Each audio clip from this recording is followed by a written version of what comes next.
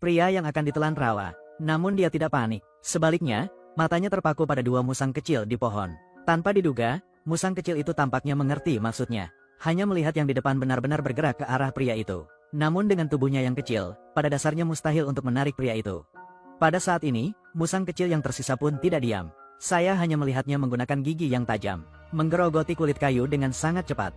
Begitu saja, di bawah koordinasi mereka, cabang pohon itu perlahan-lahan membungkuk. Pria itu pun memanfaatkan kesempatan itu, menyambarnya. Namun tak disangka karena tenaga yang dimilikinya terlalu kuat, musang kecil itu terlempar ke bawah. Ia melambaikan kaki kecilnya, meminta bantuan dari pria itu. Tetapi setelah bangun, lelaki itu begitu lelah hingga ia hampir tidak bisa bernapas.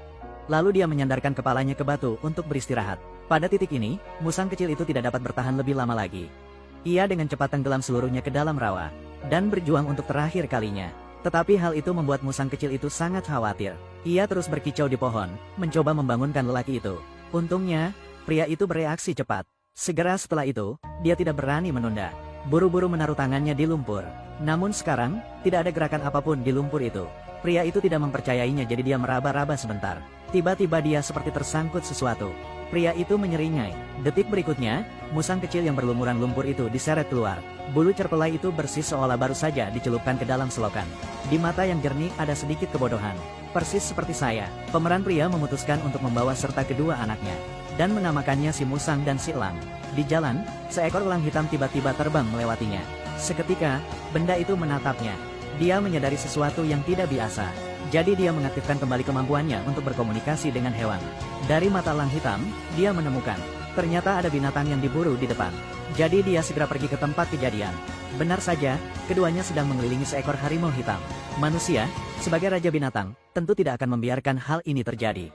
Manfaatkan juga kesempatan ini untuk melatih koordinasi antara kedua elang kecil tersebut. Lalu ia melepaskan musang dan patung pasir. Baru saja melihat dua musang kecil berkelahi satu sama lain. Dengan cepat menyambar senjata tepat di depan musuh. Serangan jarak jauh hilang. Kedua prajurit ini bukan tandingan pria itu. Hanya beberapa gerakan saja dan dia dapat dikalahkan dengan mudah. Namun tanpa diduga pada saat ini, bala bantuan musuh tiba-tiba datang dengan membawa panah di tangan. Di saat bahaya, lelaki itu menengadah ke langit dan mengeluarkan raungan aneh. Detik berikutnya, elang hitam dari sebelumnya muncul lagi. Kemudian, ia menggunakan satu cakarnya untuk menjatuhkan prajurit itu dari kudanya. Lihatlah prajurit terakhir ini. Lukas bergerak, pria itu langsung mengerti. Jadi dia melemparkan anak panah untuk membebaskan Lukas. Lukas yang sudah lama marah, langsung menyerbu ke atas. Akhirnya balas dendamnya berhasil. Untuk membalas budi orang yang telah menyelamatkan hidupku. Lukas memutuskan untuk tinggal dan melindunginya. Burung elang melihat hal itu dan ikut terbang berputar-putar di angkasa, tidak mau kalah. Kemarilah, di jalur pelatihannya, ada dua jenderal lagi. Hari itu, dia berada di tepi sungai ketika dia tiba-tiba menemukan seorang wanita cantik sedang mandi di sungai.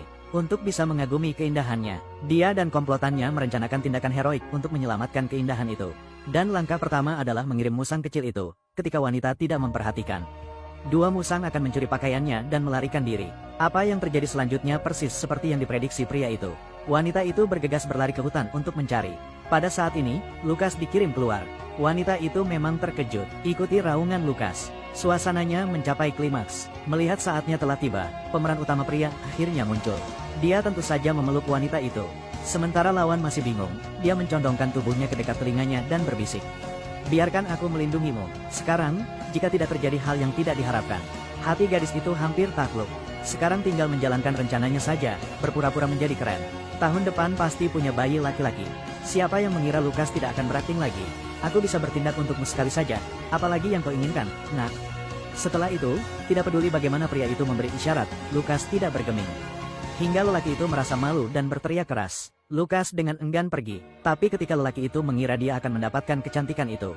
Siapa yang mengira? Terima kasih. Melihat wanita itu pergi, dia merasakan sakit yang amat dalam. Pada akhirnya, masih menjadi saudara yang dapat dipercaya. Setelah beberapa lama mendapat nasihat dari saudara-saudara, dia mendapatkan kembali kepercayaan dirinya dan memutuskan untuk mengikuti jalan lamanya. Jadilah seekor anjing. Tak lama kemudian dia datang ke sebuah negara. Karena dia orang yang suka pamer, dia mengenakan kemeja kain kasar. Tampaknya dia takut orang-orang di sini akan mengenalinya. Di atas altar, sang penyihir menggendong seorang anak. Detik berikutnya, dia melemparkannya ke dalam tungku api. Orang benar tidak bertindak. Pada saat ini, sang penyihir menunjuk ke anak lain di bawah panggung. Maka segeralah para prajurit membawa anak itu ke altar. Bersiaplah untuk berkorban kepada para dewa seperti sebelumnya. Setelah diangkat oleh sang penyihir, kaki kecil anak itu terus meronta. Namun masih sulit untuk lolos dari nasib dikorbankan. Melihat bayi itu tidak sepenuhnya jatuh ke dalam lubang api, sang penyihir pun menusuknya dengan tongkatnya terus-menerus. Pria di bawah panggung tidak tahan lagi. Gunakan pikiran Anda untuk mengendalikan elang hitam di langit secara instan.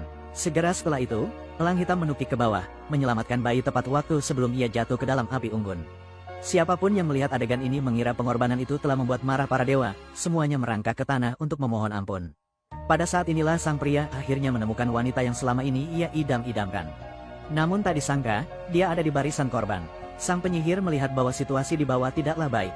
Risiko menjelaskan bahwa para dewa membutuhkan lebih banyak orang. Upacara terus berlanjut, maka wanita itu segera digiring ke altar pengorbanan. Pria itu memanjat untuk menyelamatkannya. Pada saat ini, orang-orang di bawah secara bertahap terbangun dan mulai melawan. Melihat keadaan yang tidak baik, sang penyihir buru-buru menculik seorang lelaki tua. Dan orang tua ini adalah rajanya di sini, anakku. Sebenarnya identitas asli pria itu adalah pangeran di sini. Karena kondisi tubuhnya yang lemah, ia ditinggalkan oleh raja saat ia masih anak-anak. Dan urusan pribadi keluarga kerajaan ini baru saja diketahui oleh sang penyihir. Setelah menyadari identitas pria itu, penyihir itu membunuh raja tepat di depannya. Sekarang dia hanya perlu menyingkirkan pria itu dan dia akan mewarisi tahta. Siapakah yang menyangka kalau lelaki terlantar itu akan dibesarkan oleh binatang? Secara fisik juga telah berubah. Jadi dalam waktu singkat dia membalikkan keadaan. Akhirnya berhasil membunuh penyihir itu. Begitu dia memeluk wanita itu dan turun dari altar, tanpa diduga penyihir itu belum mati. Dia datang ke arahnya sambil membawa belati. Di saat bahaya mengancam, si musang kecil melesat maju. Segera setelah itu, ular itu menggigit lehernya. Namun tanpa diduga, benda itu malah ditarik oleh si penyihir ke dalam tungku api. Ketika pria itu berlari ke arahnya, sudah terlambat.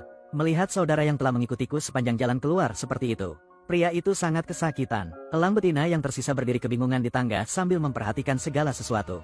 Saat ini, orang-orang di bawah panggung. Semua orang mengenali identitasnya sebagai seorang pangeran.